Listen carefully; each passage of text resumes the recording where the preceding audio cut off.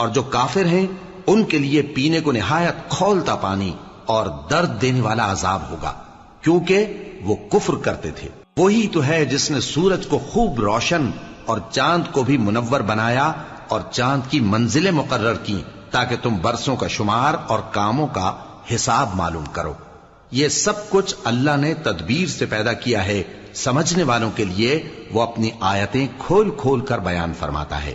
رات اور دن کے ایک دوسرے کے پیچھے آنے جانے میں اور جو چیزیں اللہ نے آسمان اور زمین میں پیدا کی ہیں سب میں ڈرنے والوں کے لیے نشانیاں ہیں۔ جن لوگوں کو ہم سے ملنے کی توقع نہیں اور دنیا کی زندگی سے خوش اور اسی پر مطمئن ہو بیٹھے اور ہماری نشانیوں سے غافل ہو رہی ہیں، ان کا ٹھکانہ ان اعمال کے سبب جو وہ کرتے ہیں دوزخ ہے۔